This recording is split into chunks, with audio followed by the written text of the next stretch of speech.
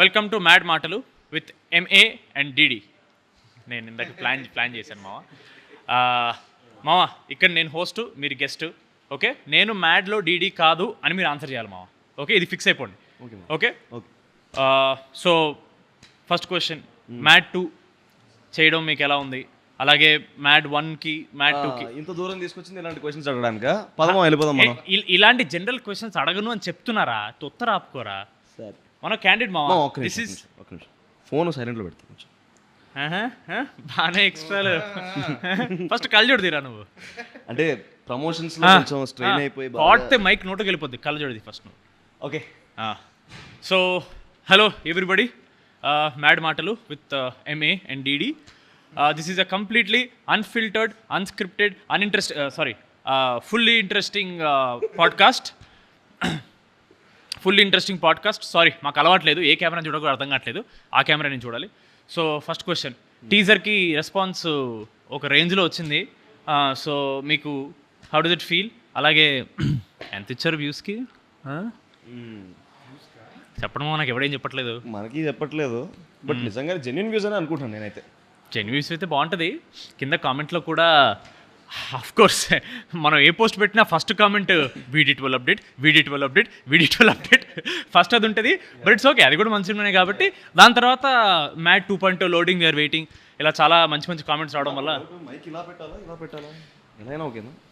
ఇంకెక్కడ మీ ఇద్దరిది స్ట్రైట్ ఉంది కదా, చిన్న డౌట్ వచ్చింది. నేనే ఏదో న్యాచురల్గా ట్రై చేస్తున్నాను, నాకే క్లారిటీ లేదు ఏం చేస్తున్నాను. నెక్స్ట్ క్వశ్చన్, మ్యాడ్ 1 ఫ్లూక్లో ఆడేస్తుందని బయట టాకు 2-3 అంటున్నారు. మరి దానికి మీ రెస్పాన్స్ ఏంటి? ఫ్రాంక్గా మాట్లాడుకుందామా. ఫ్లూక్లో మన ముగ్గురిది ఫస్ట్ సినిమా. మన ముగ్గురం ఫస్ట్ సినిమా చేసినప్పుడు ఫ్లూక్లో ఆడడం అనేది ఇంపాసిబుల్. ఇన్ మై ఒపీనియన్, మన ఫ్రెండ్షిప్ బయట ఎలా ఉందో స్క్రీన్ మీద ట్రాన్స్లేట్ అయింది కాబట్టి I believe it worked well for the film. నేను అనేది ఏంటంటే, ఇప్పుడు పెద్ద హీరో సినిమా వచ్చింది అంటే అది ఫ్లూక్లో ఆడింది అంటే ఒప్పుకుంటాం. ఎందుకంటే హీ హాజ్ స్టార్ బేస్ ఉంటుంది. ఒక 1000 మంది బయటికి వెళ్ళి సినిమా బాగాలేకపోయినా బాగుంది అని చెప్పడానికి జనాలు ఉంటారు. అలాంటిది మనం కొత్త ఫీసెస్ పెట్టుకొని అలా వచ్చినప్పుడు అలా చెప్పే వాళ్ళు ఎవరు ఉండరు. సో ఆబ్వియస్గా అది ఫ్లూక్లో ఆడిన సినిమా కాదు, కంటెంట్ ఉన్న సినిమా కాబట్టి ఆడింది. మన వంశీ అన్న ప్రెస్ మీట్లో చాలా ఓపెనింగ్ చెప్పాడు, ఈ సినిమాలో హీరోయిన్స్ లేరని. పాడ్కాస్ట్ పక్కన పెట్టేసుకుంటే పర్సనల్గా ఏమైనా హర్ట్ అయ్యారా? అరే హీరోయిన్స్ లేరేంటి అలాంటి విషయాలు హర్ట్ అవుతారు. చెప్పాం, అరే మావా ఫస్ట్ పార్ట్లో నా హీరోయిన్ లాస్ట్ వరకు రాదురా, నేను చాలా హర్ట్ అయ్యారా. ఎక్సైట్మెంట్ చూడలేదు మావా, చిన్న ముక్కకే మన దాంట్లో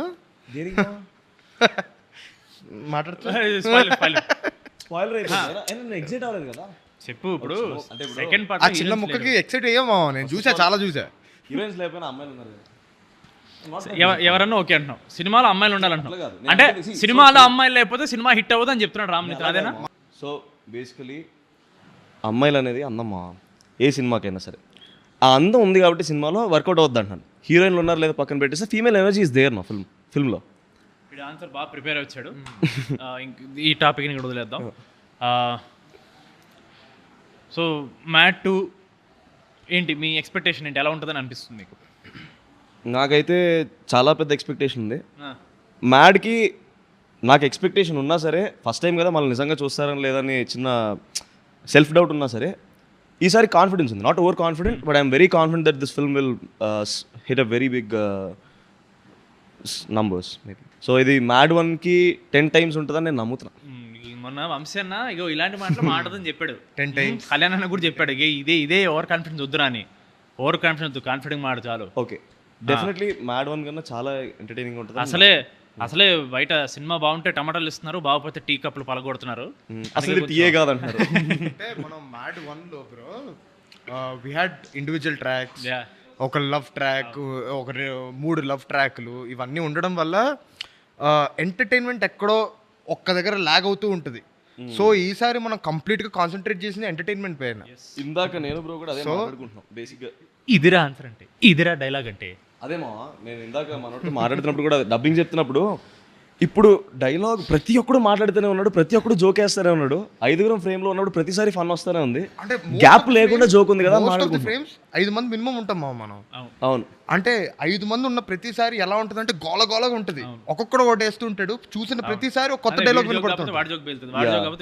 so one good reference that we can talk about is Panchatantram, Kamal Haasan గారు.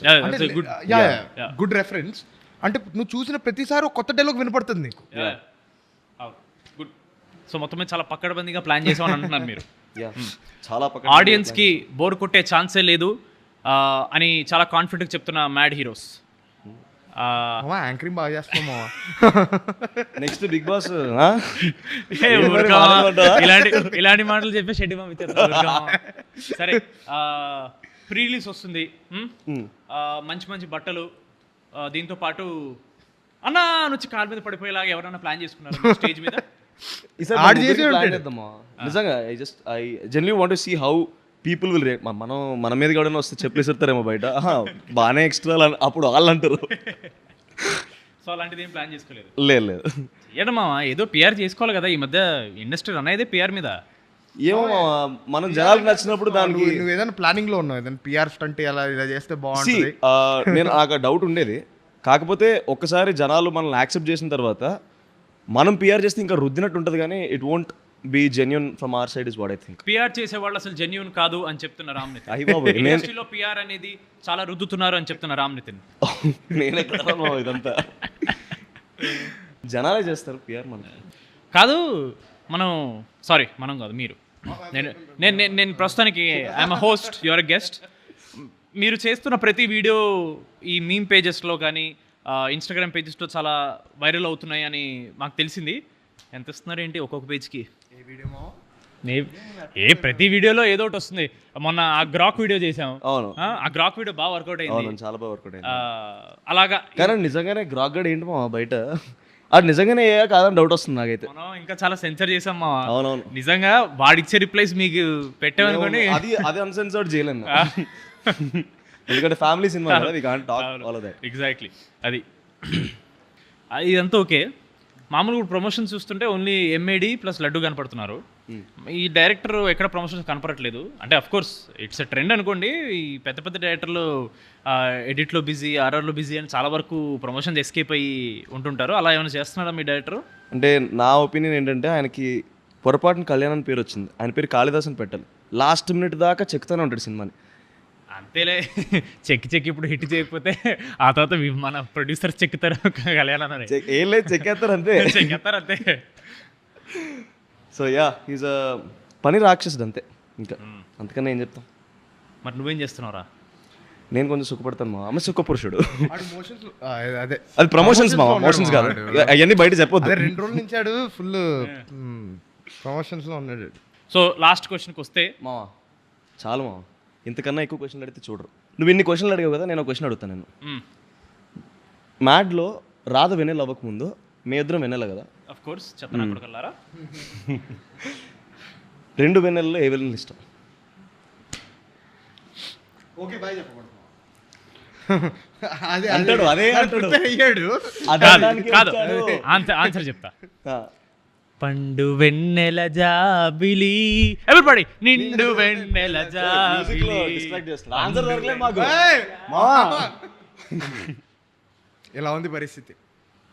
ఓకే మనం చెప్తాం మా. Okay bye. Mad square releasing on March 28th. తప్పకుండా వెళ్ళి చూడండి. Okay bye. బాయ్.